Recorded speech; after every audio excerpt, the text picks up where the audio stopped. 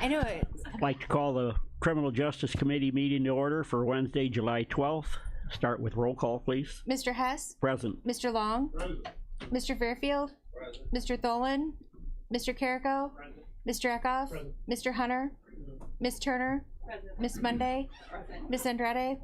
Ms. Armour Earps? Ms. Ritmanek-Emy? Mr. Scanlon? Mr. Wheeler? Mr. Alexander Hildebrand? We have a quorum. I have not received anything for public comment. Is there any public comment at this time? Any public comment? Take a motion to approve the minutes from June 14th, 2023 by Mr. Carrico, second by Mr. Fairfield. All in favor say aye. Aye. Opposed, same sign. Motion carries.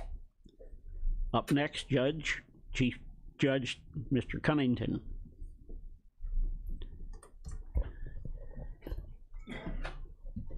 Good morning, sir. Good morning. Well, everything's going well at the courthouse. I can't really point to any serious problems right now. We did reappoint our 4 associate judges. You may recall that we have a two-tier judicial system in Illinois. We have associate judges, and then we have the full circuit judges. The full circuit judges are elected, and then when we have 7 of those, and then we have 5 associates, and they are appointed by the circuit judges for terms of 4 years. So they were just reappointed this month, or voted on last month and appointed this month for a 4-year term. That would be Judge Drew, Judge Amani Drew. There's, see if I can name them all, Cara Bartucci. She sits in Iroquois County in Watseka. And I'm going blank here. Who are my associates, Sandy? Oh yeah, Judge Nancy Nicholson, Judge Brenda Claudio. That's 4. What's that? Oh, yeah, and the newest judge is Andy Purcell. He was just appointed. Let's see, we do have I've been talking to jurors that are very happy. They're 100% satisfied with the basement remodeling, and it's more comfortable. They can bring their phones in, they can lock their phones up in lockers or laptops. The chairs are more comfortable. They're not the hard plastic chairs, they're padded chairs. Not quite as nice as these, but they are very nice nevertheless. And we've had no complaints. The HVAC system too is working, so they're comfortable from that regard as well. You've passed the juror fees, the increase in the juror fees. That's going to be a big help too, and basically treating jurors with a little more dignity than, you know, here's your $5 check, and here's 10 cents or 20 cents a mile for your mileage. So that's going to help as well. We also are in receipt of the 4 evidence podiums that are going in 4 of our courtrooms. These are they're very fancy. They have not been installed yet, but they will allow for basically our technology to advance and for attorneys to be able to present their cases to the jury in a electronic format. The witnesses will be able to sit on the witness stand and be able to annotate different exhibits, and that'll go up on the screen and the jury can see as they're annotating those exhibits, expert witnesses and such, to describe, you know, their testimony. Those were about $40,000 a piece, and they were paid for with a grant from the Administrative Office of Illinois Courts. The AOIC gave us that money. So any questions? Any questions? Okay, thank you. Thank you. Up next, Circuit Clerk's Office, Ms. Cianci. In your package, you have a copy of the monthly report. Take a motion to approve. Mr. Long, second by Mr. Eckhoff. Good morning, Sandy. Good morning. Happy birthday, a couple days late. Thank you. It's a birthday month, so we're good. So I don't know if anybody has any questions about the reports. They're normal. The Harris & Harris representative that I work with, he and I are going to create a different chart to show some of the other benefits of having the third-party collection agency.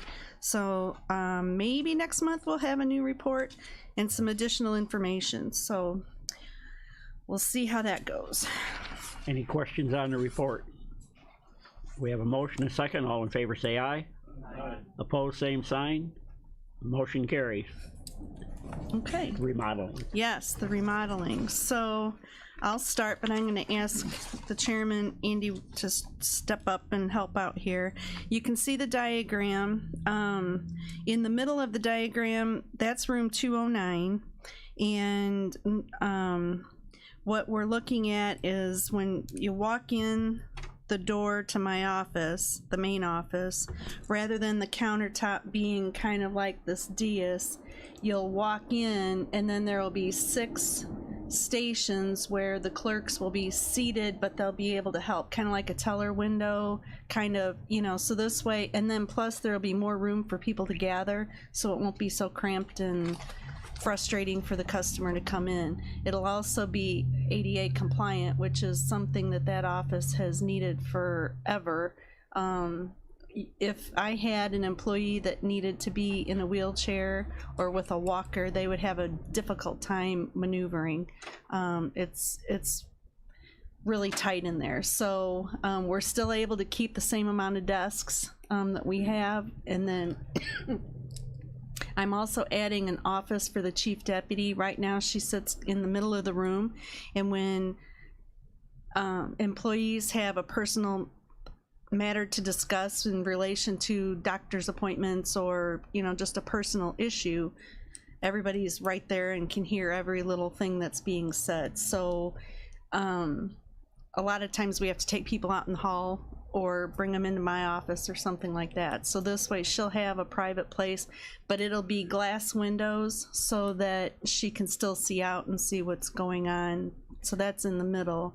And then there'll be 4 desks, 2 on each side. We'll move our microfilm machine over into that corner too. Then at the bottom of the screen, you'll see where that's room 208, and I've moved, once we move the people down to the basement, I only have 4 employees left on that side, 3 employees left on that side. Well, I'm adding to my office. We've needed to have a meeting space for a very long time. A couple times I've almost been booted out of a jury room that was not being used for jury, but for other reasons. So there's just times when I need to meet with people. So I'll have a desk, and I'll have my desk and the 2 chairs there, but then I'll also have a table and chairs for people to come in and meet with me. And then I'm adding another office for the other chief deputy, and then the 3 desks on the side. We may have to talk about that a little more, but somewhere it'll be 3 or 4 desks over on that other side.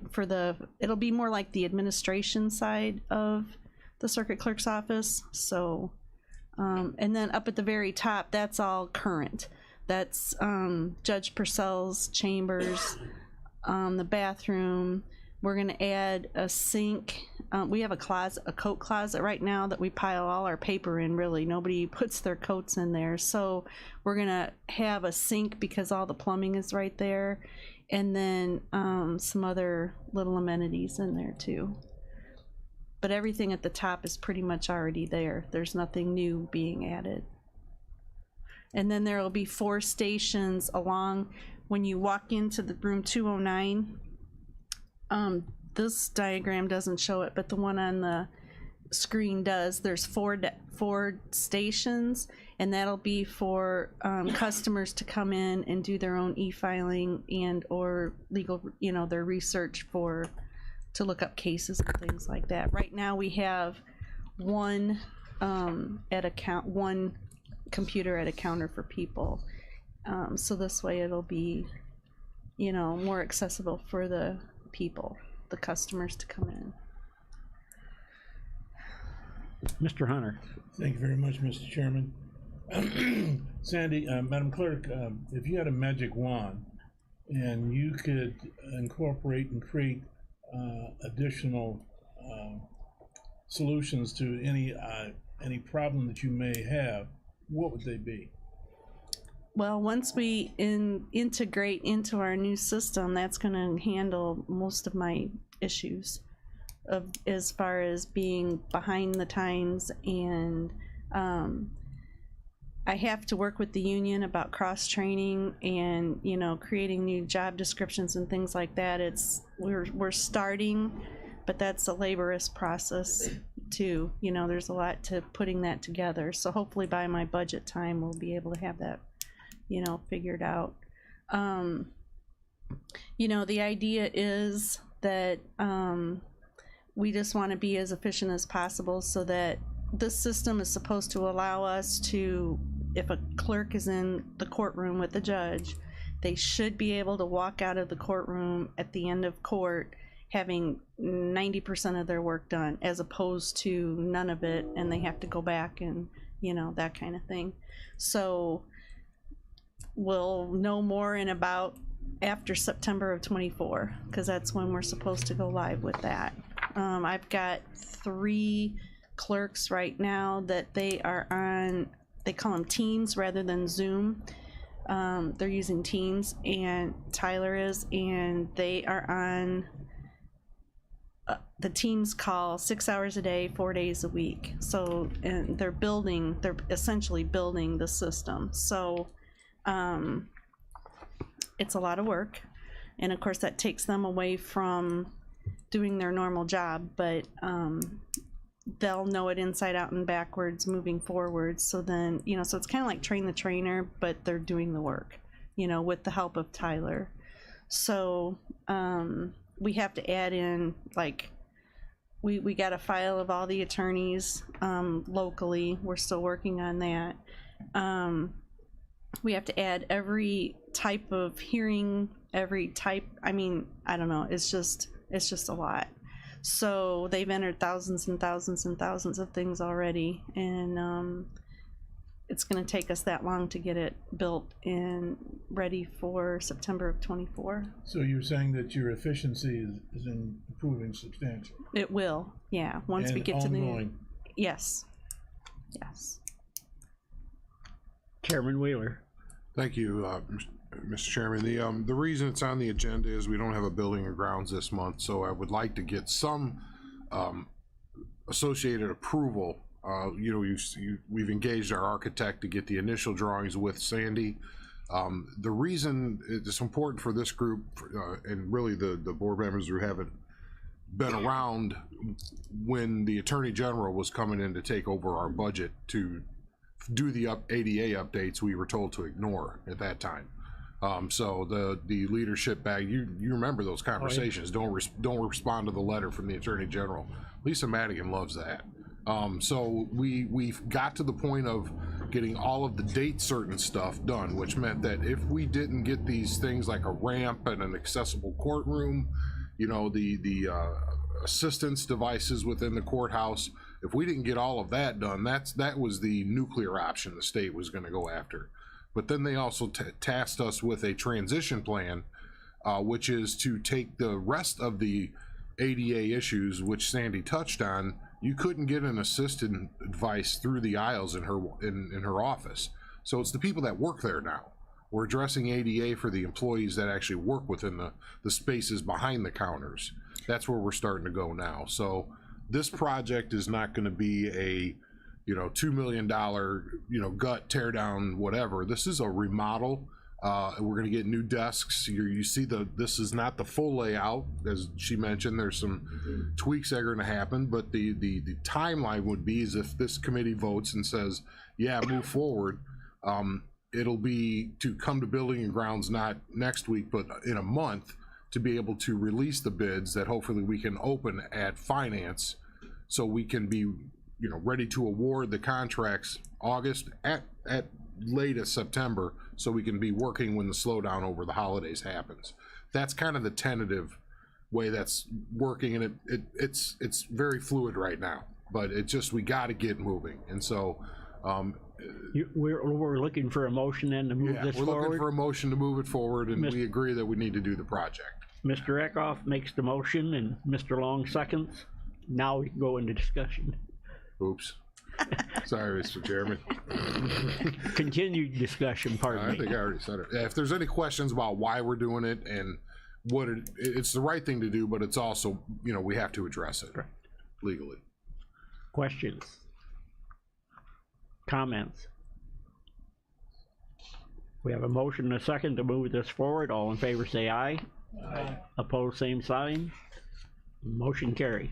Awesome. Thank you very much. Anything else? Nope. Any that's about questions for it. Sandy? That's Thank it. you. Thank you. Up next, State's Attorney's Office. Mr. Coughlin, in your package, you have a copy of the grand jury report and grand jury statistics report. Take a motion to combine and approve those. Mr. Hunter and Miss Monday. Morning, John. Morning, Mr. Chairman. Board members. Comments? You have the report in front of you. We had 31 true bills that were returned on June 22nd. Year to date, almost half the year, or actually we are half the year. We've had 427 individuals that have been charged with felony crimes. And if there's any questions, I'll be happy to answer. Any questions on the report? Have a motion and a second. All in favor say aye. Aye. Opposed, same sign. Motion carries. That's it? Yes, sir. Thank you. Wow. Public Defender's Office, Mr. Pentewick. In your package, you have a copy of Mr. Pentewick's monthly report. Take a motion to approve. Mr. Fairfield, second by Mr. Hunter. Morning. Good morning, sir.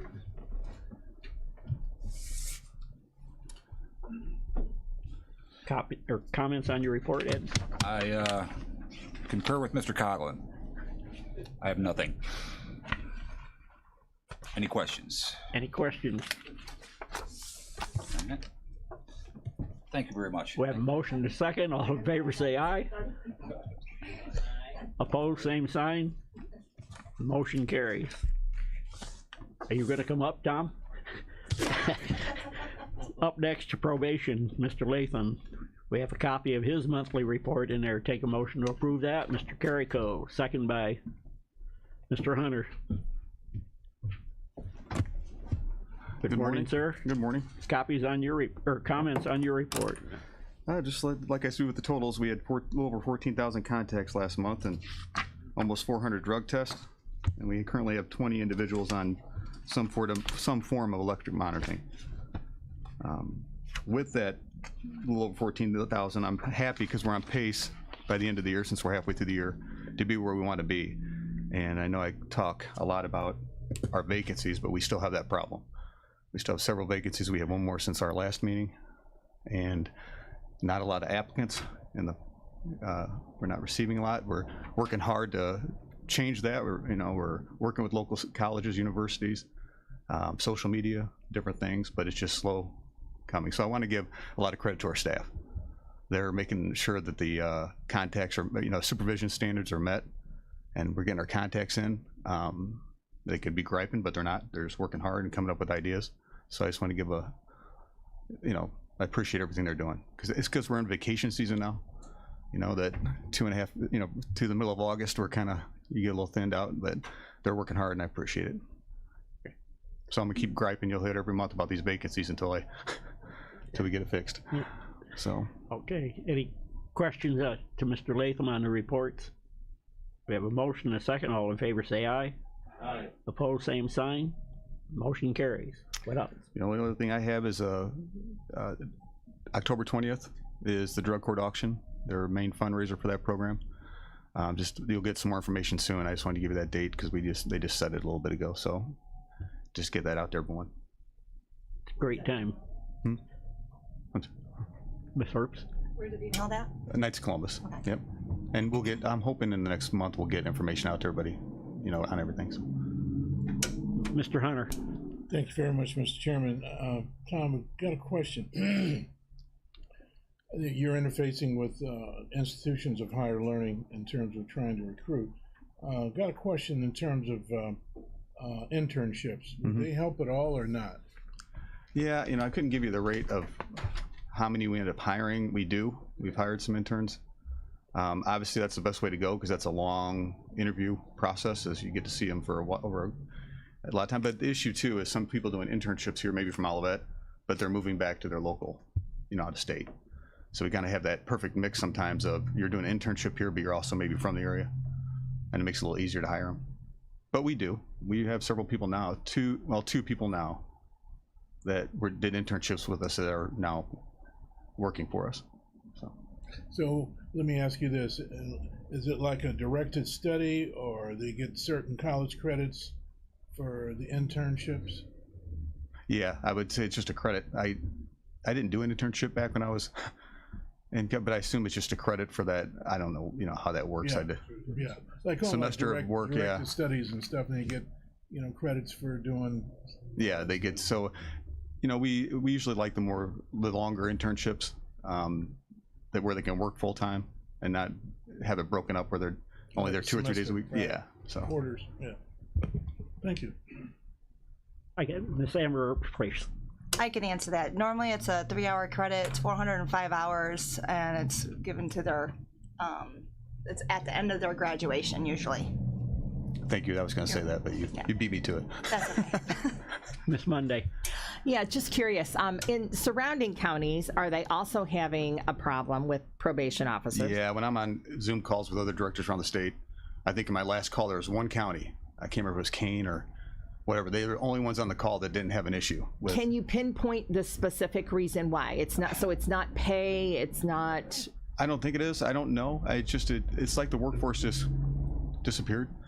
I don't know what it is because, you know, especially this time of year, in the last 60 days, I would have received a lot of resumes and applications because kids are getting out of, you know, school, or graduating, I mean. But we, you know, it got to the point where I called the chief judge's office, Lori Wolf, to ask if these weren't being sent down to my office by accident.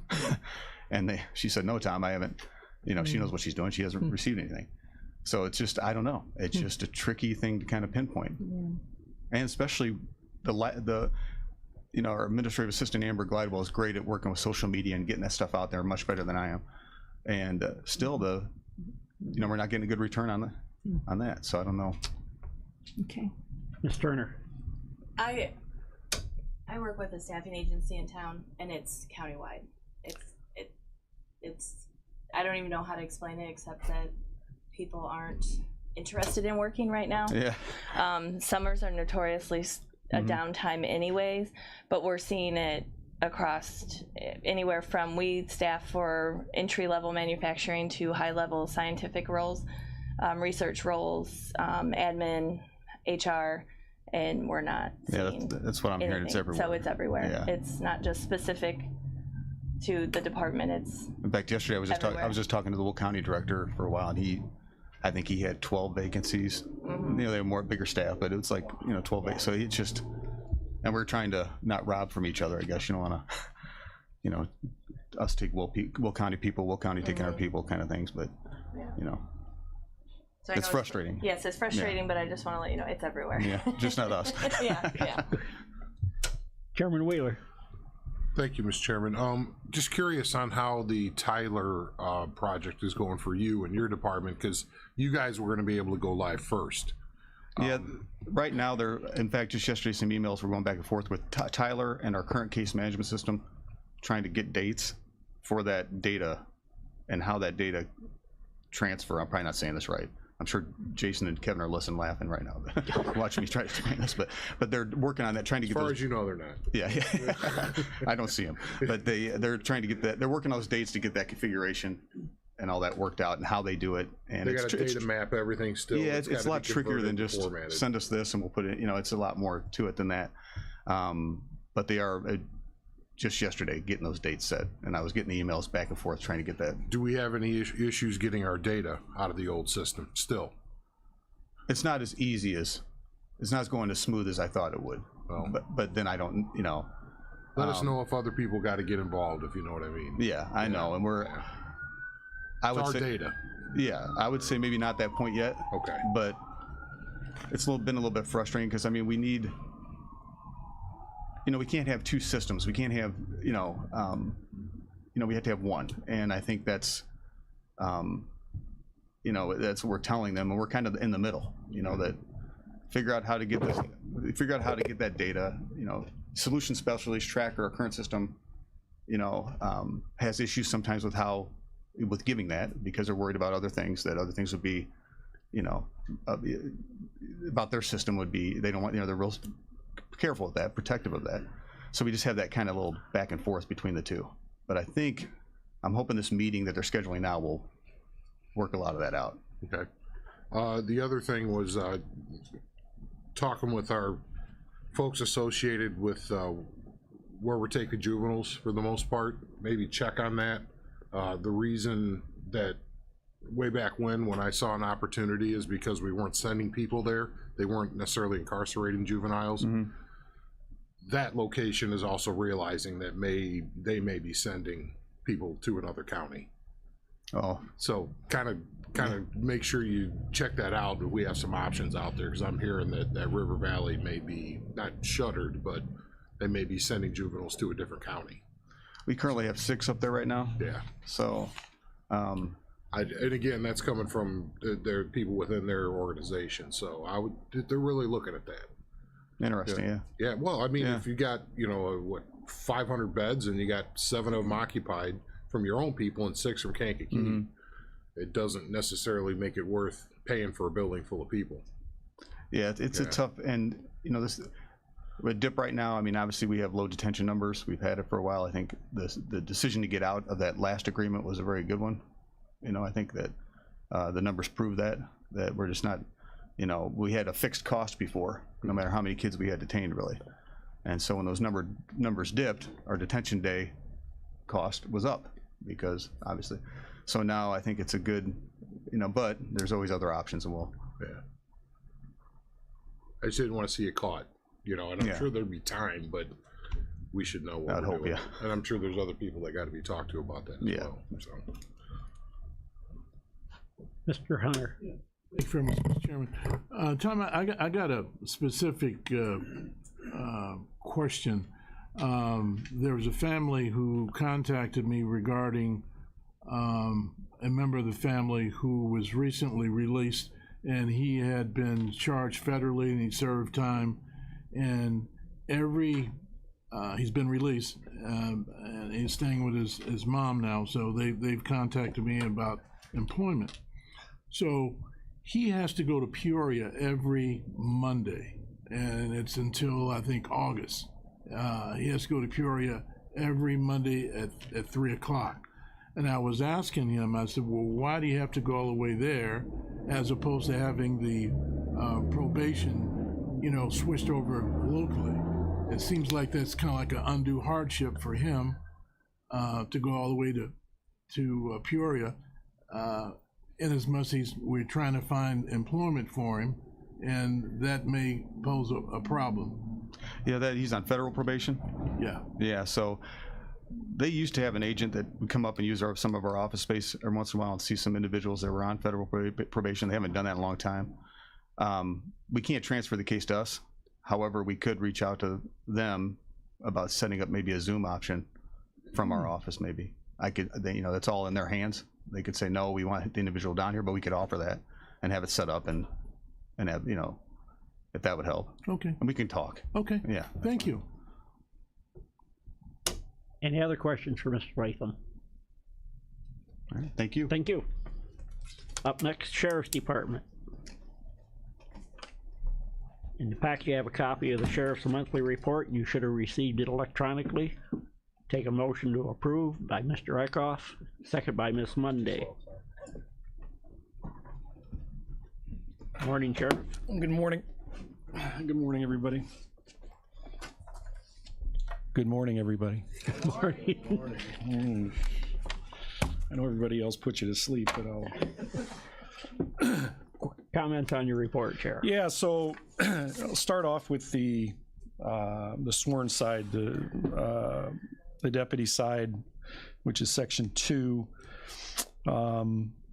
If you look at a couple things that caught my eye, that if you look at the traffic accidents, and I guess I'm not much for superstition, so I'll say it anyway, but last year we were averaging about 38 accidents a month. So far this year we're actually averaging 22 a month, so that's a good thing. Now whether that coincides with the increase in the number of written warnings that our guys are out writing, we have no way to track that, but it is a positive that our numbers are down a little bit, traffic accident related wise. So and I am superstitious when it comes to the far right columns, the fatal accidents and the homicides, so I am not going to say anything. You can read those numbers for yourself, and I'll certainly answer any questions. A couple things under activities, under sections C and D. We are averaging about 300 more calls for service this year per month than we were last year.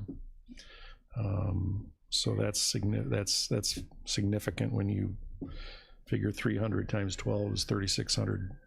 End up with 3,600 more calls for service. That becomes quite significant.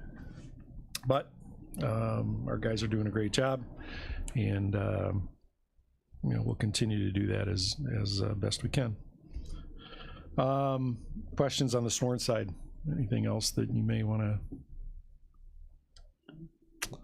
Don't say anything. On the top part, on the correction side, you can see that our local inmates through June of 2023, we are averaging 213, which if you compare that to last year, we were averaging 233. We were averaging 233 in 2022. We're averaging 213 in 2023. That's down an average of 20 per month. And if you go back, in 2021, we averaged 248. In 2020, we averaged 268. But remember, 2020 was COVID, and so there wasn't a whole lot moving in the court system.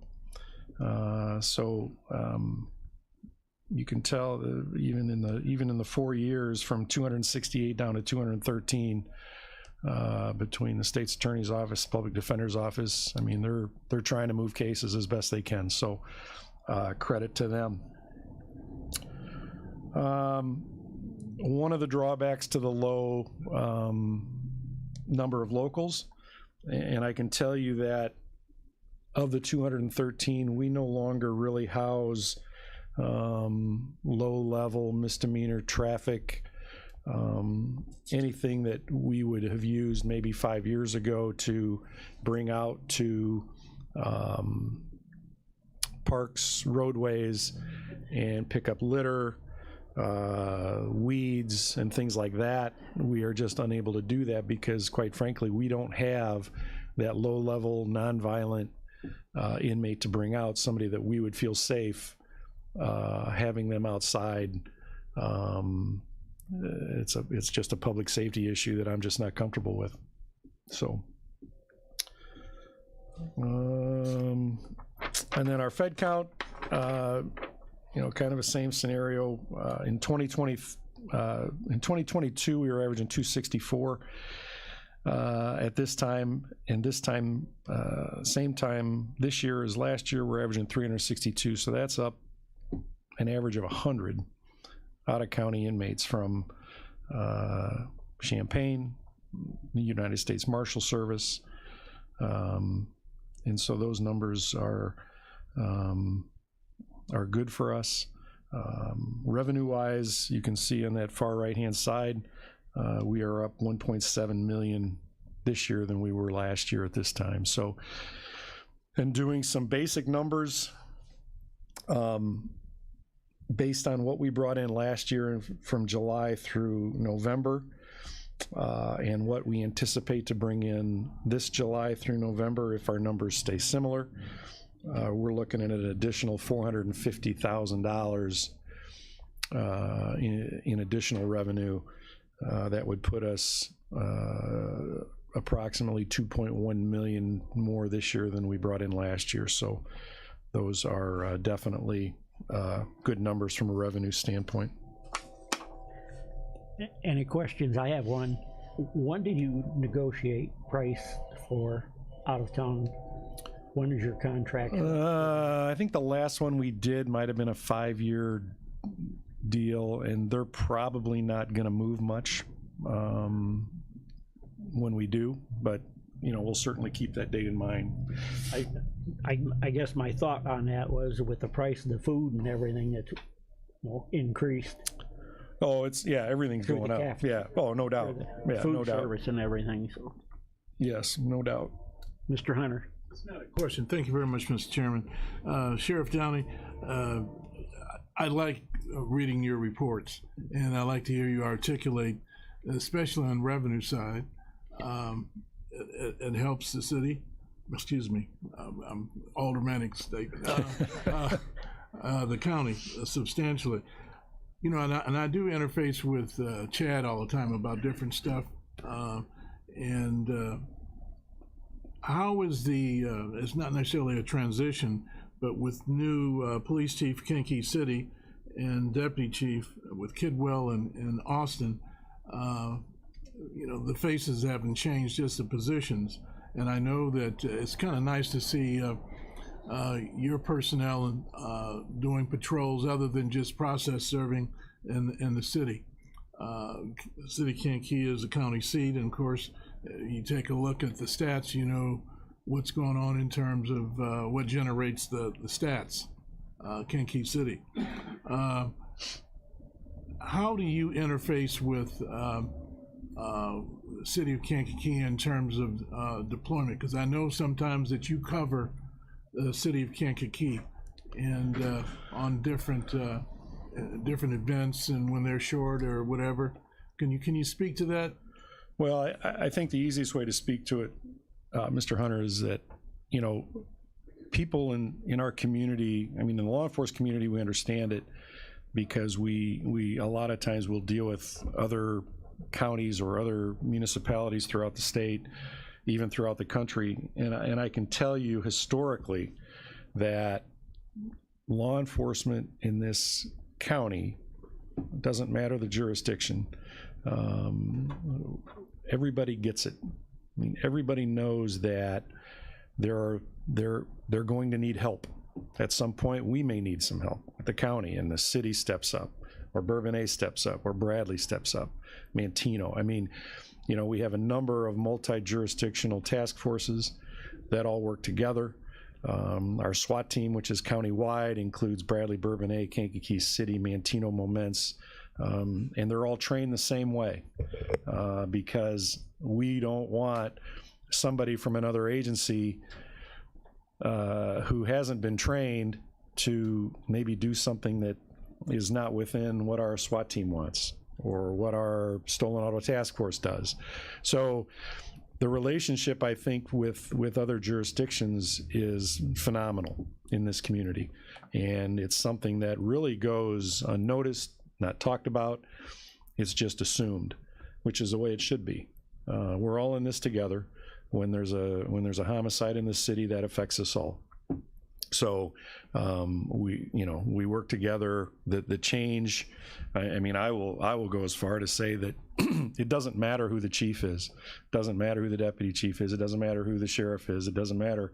I mean, the fact is that if the city needs something and they ask the county to help, we'll help.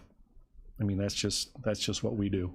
So I appreciate the question because I think, you know, and even prior to Chief Passwater, you know, when things were, you know, somewhat, you know, there wasn't quite the support from the administration at the city for the police, we worked with them and helped them as much as we could.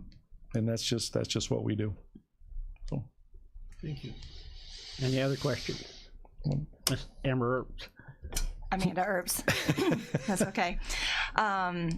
With a surplus of money like this, how do we? Is it an interest-bearing account, or is it how do we hold this money? So understand. So that money, there's obviously costs associated with it for our staff, for food, as Mr. Hess indicated. So this money goes directly to the county, so that's probably more of a question for Mr. McCarty as much as it is for me. I don't see any of the money, and I like it that way. So They don't pay you cash. they do not pay cash, no. No, in fact, I think it's all direct deposit. Actually, I don't know that there's even a check anymore. So that'd probably be a question for him, is where that, I mean, obviously it's all factored in. I mean, that money, and tell me if I'm out of line here, Mr. Chairman, but I mean, that money goes to funding, obviously, the corrections, and it goes to funding some other things within the county, which is the way it should be. Chairman Wheeler. Thanks. There's so many, gosh, I don't want to put this, almost like a jigsaw puzzle. There's so many interlocking parts that take any revenue dollar and offset it against expenses and goes into bank accounts that are determined by the treasurer. And because we don't have anything to say about where it goes, but let's just say interest is a thing now. So I will say that the primary source of the funds is used to pay for our own detained criminals, I guess is the best way to put it. Or those, because that was the whole goal of this to start with, is to offset the cost of our own. Correct. And anything over and above that is used to fund departmental operations. So we're in a model right now that you know, a good example would be we get reimbursed for medical from those from out of the county. We're paying for our own. So if it's daily dialysis, that's really expensive. It's nice to have the non-taxpayers here paying for that, or the taxpayers here not paying for that, instead of, you see where I'm going? Yep. Yeah. And we've been fortunate that it's only been about 3 or 4 years when it got really bad. You know, Cook County stopped sending people here. It cavitated for about 3 or 4 years, and it was a nightmare because we didn't react quick enough, and it created a $10 million hole, and that's what we thought was going to be generational. But again, I'd love to sit offline and tell you kind of how that works. Yeah. I was curious how that surplus gets utilized. Yeah. 1 second, Mr. Hunter. Several years ago, I believe you came up with a number what it would cost us without. I think it was in the $5 million range or something. We're probably around the $6.5 million.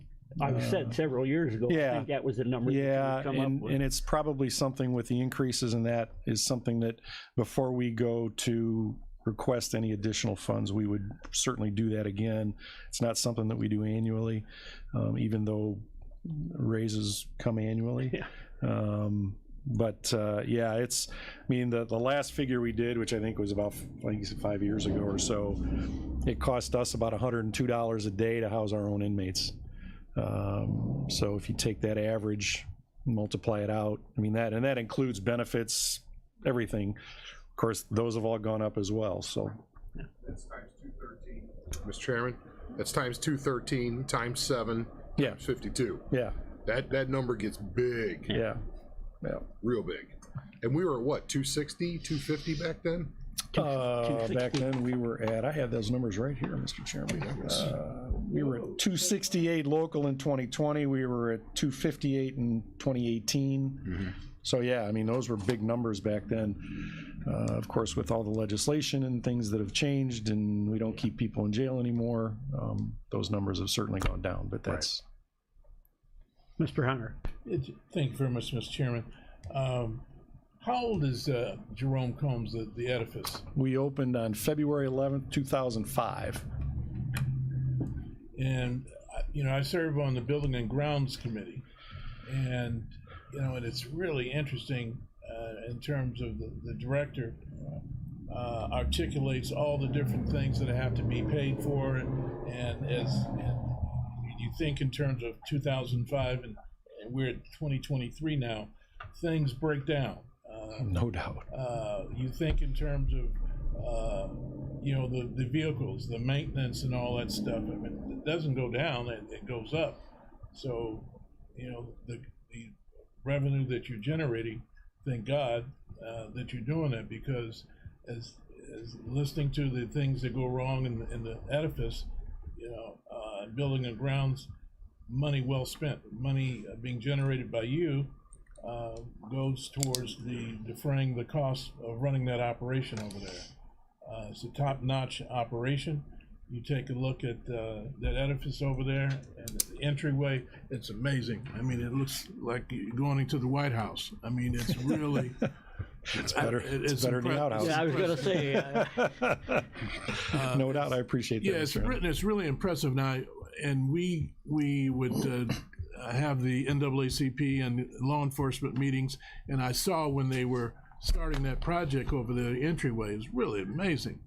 Yeah, and being a 24/7 building obviously requires a lot more maintenance rather than just an 8:30 to 4:30 type of office hours. So yeah, I mean, obviously the maintenance costs. When we built that, one of the things that, you know, we were, as we looked at other buildings, looked at options, and looked at things what we wanted to do, and I'll give you a quick example in a minute, but is the maintenance. It's not the cost of the building that you open, it's what your costs are every year after that matter. And one of the things we actually got criticized for, we went to a jail in, I don't know if it was North Carolina, South Carolina, somewhere, and they had laminate officer stations. It's kind of like this. And we didn't ask what's good, we always ask what's bad, because we don't want to repeat the same mistakes. And you know, they to a person said, well, this stuff's gonna wear out in, you know, 3 or 4 years, as much wear and tear as it gets. And we went to another jail and they had Corian countertops. Well, we all know Corian countertops are somewhat pricey. And I'll never forget, we opened the place up for the public to come in and look. And a couple of the comments we got were, I don't even have a Corian in my kitchen. Well, you know what? From 2005 to 2023, we still have those same Corian countertops, and they look the same as they did in 2003 or 5, whenever we opened. So, you know, it's what you do in the beginning that, you know, ends up, you know, costing you money. Had we gone laminate, we'd have probably changed it out 3 or 4 times and cost us a lot of money. So, yep. Mr. Eckhoff. Thank you, Mr. Number 9. Thank you, Mr. Chairman. So I like to echo Mr. Hunter's comments, but when we had ICE, didn't we get more per day at per diem per day? No, it was the same as the Marshals. Same? Okay. Mm-hmm. Yeah, because they piggybacked off of their contract. Okay, thank you. Okay, we have a motion and a second on the floor. All in favor say aye. Aye. Opposed, same sign. Motion carries. Other comments? Well, the second one is the next on the agenda is claims. Oh yeah, claims. I know this isn't the appropriate committee for this, but I was actually during the finance committee. I was actually at the border and was unable to attend the finance committee to defend myself. And then yesterday we were out of town, so I was unable to come to the county board meeting yesterday. We have 3 claims that were not recommended for approval. I believe that they've all been approved, would be my guess. No. Okay. We left them out. Okay. We left those out. Yes. Okay. Yes. The first claim is we sent a correctional officer to testify in federal court in a lawsuit involving a couple of jail officers in our medical department. This individual was involved in an altercation in the jail, and when our officers broke it up, he made the claim of excessive force, and that case ended up going to trial. We did win, by the way. We paid nothing. However, the mileage that was reimbursed was $157.20, which is apparently okay. The one thing we neglected to provide was a $5 parking ticket to park, and she lost the receipt. I mean, it happens. However, there was no meal receipt, so she was down in federal court in Peoria all day and didn't eat, or didn't submit a claim for food. So apparently that is that was not approved by our auditor. There was no call, no email, and if you check the door during normal business hours, the office is locked. So the second one, we have monthly with the state's attorney's office what's called a detective sergeant meeting, and that meeting is, as we talked about earlier, that the question Mr. Hunter asked, we have a meeting with all departments in the county are invited to come to this. Not only all the departments, but we have members of the U.S. Marshals Great Lakes Fugitive Task Force. We have officers who are assigned, not the county, but there are agencies who have officers assigned to an FBI task force, and we also have officers who are assigned to an ATF task force. And those individuals also come to the meeting. So normally there's about 30 or so people from law enforcement within the county. These have been going on for 2+ years, and we have never got a denial of or not approved. Jim Rowe and I talked about this over 2 years ago, that because basically what happens in Kankakee, just like anything else, what happens in Kankakee may happen in the county, what happens in Bradley may happen in Bourbonnais.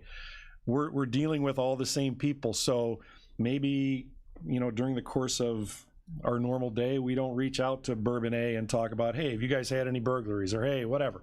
So Jim also brings specific case law that affects how law enforcement does their job. It's a valuable meeting.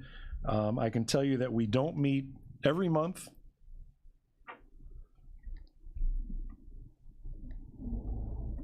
We meet when needed. So of the 12 months, we might meet 8 or 10. At the bottom of the claim, he said that we should provide more detail as to the business purpose of why the expenditure is required. I can tell you that if our auditor wants to know about sensitive law enforcement information, he should probably run for sheriff.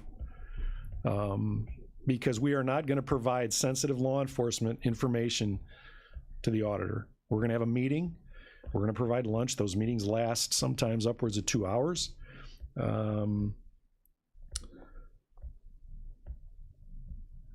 Again, there was no call, there was no email, and the office is locked during normal business hours.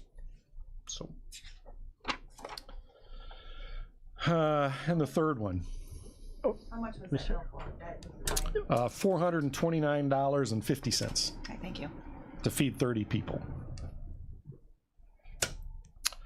The third claim was our undersheriff, Chad Gessner, Chief Trent Bukowski, and Lieutenant Justin Lesage from our Corrections Division attended the Tyler New World Conference. Not only is it police and corrections, especially in Kankakee County, but it's also fire. And I know that there were fire representatives from Kankakee County who went as well, and I believe CANCOM's a representative from CANCOM went as well. This is a system that is countywide, one of only few across the country that every police agency, fire agency, and in our case corrections, is all on the same system. It's somewhat unique. We are also a demo site for Tyler. So if a law enforcement municipality wants to come to Kankakee to check out the law enforcement side or the corrections side, they come to Kankakee County, and they these other agencies look at our system, see how it runs, and I'm sure they ask the same thing we ask when we're building a jail: what's wrong with it, you know, instead of what's right with it. So there was a $167 dinner for the undersheriff and Chief Trent Bukowski that is in question, I guess. The cost of the training, the cost to go to the conference was $1,317 each. So you're talking $3,951 just to get in the conference. because of our relationship with Tyler, Lieutenant Lesage from the Corrections Division and Chief Bukowski's conference fees were waived. So we literally saved $2,634 in conference fees that we would have had to pay otherwise. And again, because we're a demo site. And I don't know what the county's policy is on the GSA rate. If we follow that, that's a federal rate. Whether that's the rate we follow or not, I don't know. But that's what was quoted. Again, there was no calls, no emails. The office was locked during normal business hours, and there's no accessibility by the public or department heads to the Office of Auditors. So, you know, I would ask that you approve these claims. I don't think we can approve them in this committee, but we move them to finance. Take a motion to move them to finance. Mr. Long, second by Mr. Fairfield. We actually did move it here for approval, so we can pay these vendors. Oh, we can pay them. Yes, yes. This committee would be approving because we don't want to make the vendors wait a third month in some cases, because obviously we're 30 days, we've waited. So that's why we were looking for some committee approval. Thought this was appropriate since he was out of town. Okay. Is that all right with you, Mr. Long? Mr. Fairfield, is it good? Okay, a motion to approve. It'd be a roll call vote. Mr. Hess? Aye. Mr. Long? Aye. Mr. Fairfield? Aye. Mr. Carrico? Aye. Mr. Eckhoff? Aye. Mr. Hunter? Oh, yes. Ms. Turner? Aye. Ms. Monday? Aye. Ms. Armour? Aye. Mr. Wheeler? Aye. Motion carries. Animal control. Yes. We're full. You've probably seen, for those of you that follow on social media, there's certainly some adoptable dogs out there for those interested.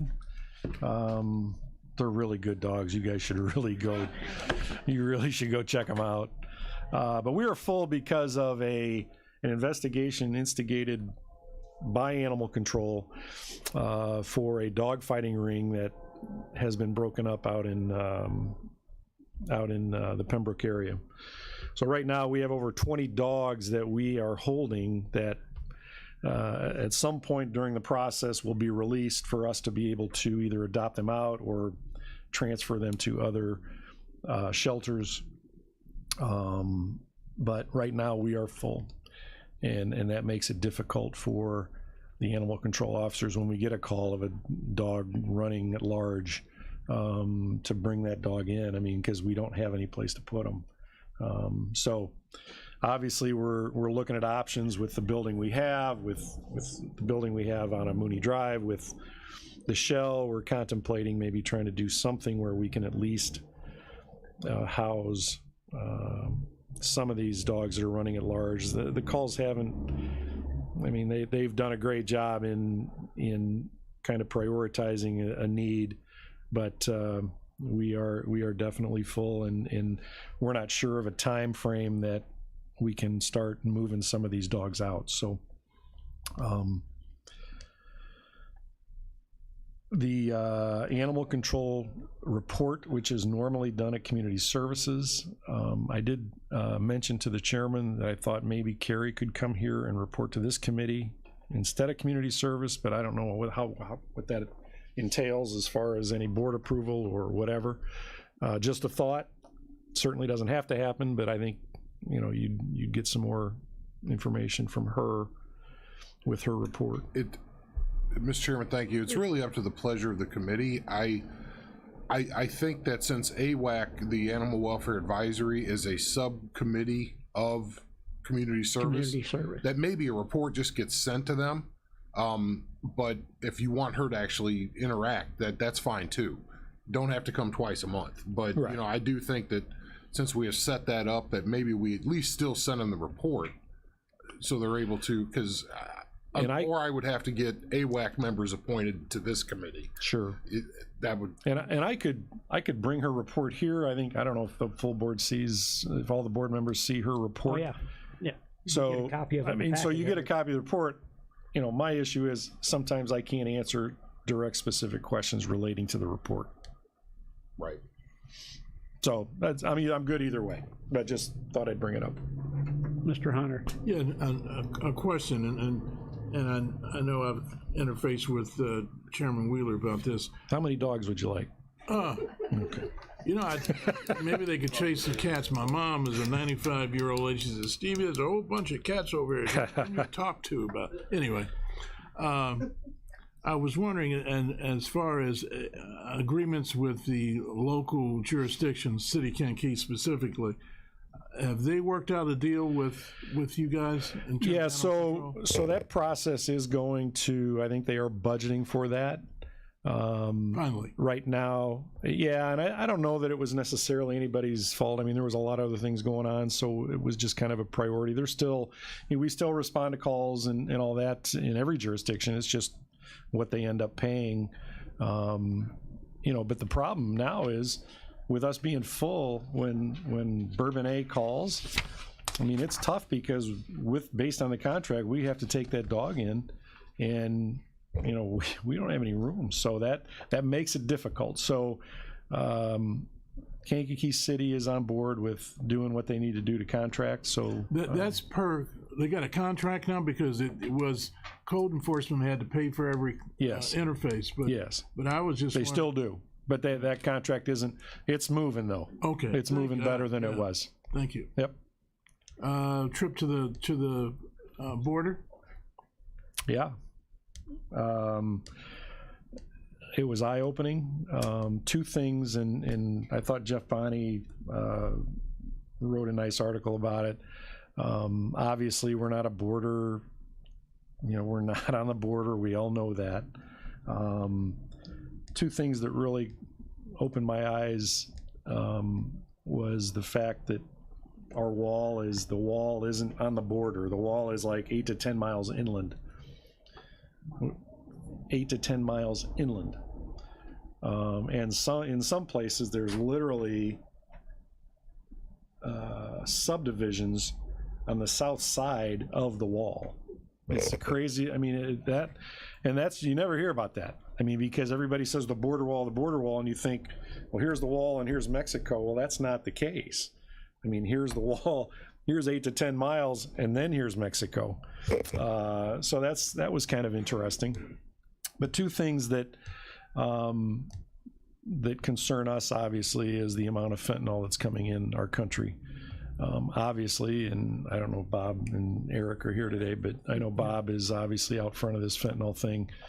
But it just keeps coming. The fentanyl just keeps coming. You know, and the other issue is, all these states are starting to give money out to provide for these migrants. I mean, we have our own homeless people who we don't give money to and we don't provide for. And I think that was probably the most frustrating for me, was seeing, you know, the fact that everybody wants to provide money to all these migrants, but we don't even provide for our own. I mean, and it just was frustrating. And then you get on top of that the veterans that are homeless, and nobody's doing anything for them. And so that part of it was frustrating, but it was eye-opening, and I'm glad I went. There was no cost to the taxpayers. It was paid for by Americans for Prosperity, and I was honored to be able to go, so I'm glad I went. Anything? Yeah, House Bill 3755, which I think I talked to this committee before. This is the bill that allows for the Illinois Department of Corrections. It's a reentry bill, and it allows for the Illinois Department of Corrections to return an inmate to the county that they plan to return to once they're released. And this allows the Illinois Department of Corrections to attempt to send them back 12 months early to finish out their sentence in the county where they're returning to. So in other words, if there's an inmate in the Illinois Department of Corrections who's getting released within 12 months, they can contact the sheriff's office, and we can take this individual back for 12 months and start him in the whole reentry process locally, whether it's jobs, housing, things like that.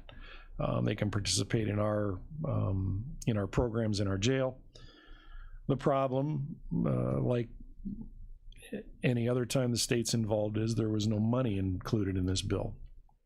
So the Illinois Department of Corrections will be basically transferring the balance of the expense to our local taxpayers in Kankakee County. Now, anybody that we take back from the Illinois Department of Corrections has to be approved by the sheriff, so they can't just send them back. And it's something that at this point, until we can arrange some sort of financial return to Kankakee County, I have no interest in taking these individuals. As much as the idea to help these individuals get back and adjusted into the community is good, it is an added expense to local taxpayers that I'm just not willing to bear at this point. If there's some sort of negotiation where they can negotiate a price better than $35 a day, then we can certainly talk. And the last number that I know of that Illinois, the IDOC was talking in what it costs them is over somewhere between $140 to $170 a day to house inmates in the Illinois Department of Corrections. Well, even if they return them to us and pay us $90, they're still saving money. Mm-hmm. So it's certainly something worth looking into. Again, with the focus being getting these individuals the assistance they need so that they don't come back to jail, they don't go back to Illinois Department of Corrections. But again, it's not something that the local taxpayer should pay for. Chairman Wheeler. It occurs to me that this would be maybe like that other situation where basically taxpayers are paying for the same thing twice. Yeah. Yeah. They're paying the state taxes to house them there, but then they'd be paying local taxes to do the same thing. That doesn't make sense to me. Yeah, it would be difficult. This was a bill that was pushed through from the state's attorney and the sheriff in Kane County. Again, the concept of it is great. I mean, I think, people don't realize how difficult it is for somebody getting out of prison, trying to find a job, trying to find housing, trying to find the basic necessities to function. And when they can't find those, what do? They go back to doing what got them in trouble in the first place. So the concept of it is great. I totally get it. But there's got to be a method to pay for it so that our local taxpayers don't bear that cost. The last part about if there is an amount to pay for, because if I'm poking around and getting politicians in Springfield to look at stuff, it's got to be more than 35 or 60, because almost like juveniles, there's all these other reentry services that we have to contract for, which is probably just as much as the daily housing in and of itself. If you start to look at the professional, help services, job training, you know what I'm talking about. It's not just going to be keeping them here the last month. Yeah, no, I mean, and obviously even our locals and our feds now have opportunities to participate in a number of programs, and we would certainly, do that as well.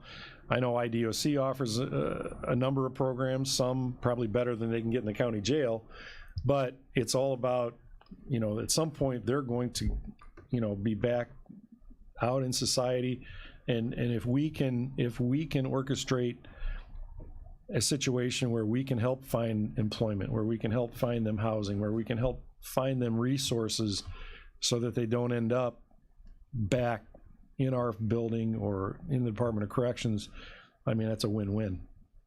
So, Mr. Hunter. Just a comment, Sheriff Downey, KCRO, when you think about, we just don't house people or inmates in the Jerome Combs and right up here on Station Street, but they have access to certain technologies to assist them with seeking jobs, etc.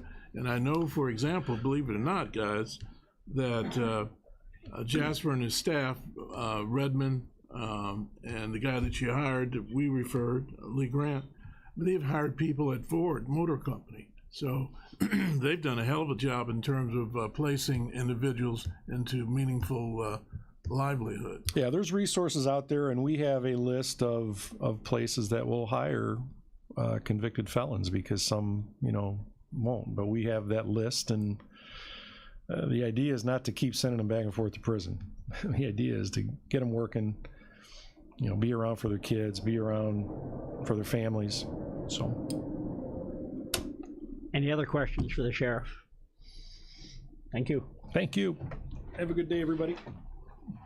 In your package, you have a copy of the monthly report and the monthly receipts of money from the coroner's office. I take a motion to approve them. They are not here today. They had a homicide last night and they're at autopsies this morning, so. Take a motion to approve. Mr. Fairfield, second by Ms. Earp. All in favor say aye. Aye. Opposed, same sign. Do we have any old business come before the committee? Any old business? Any new business? Any new business? Miss Monday. Motion to close. Second by Mr. Eckhoff. All in favor say aye. Aye. Opposed, same sign.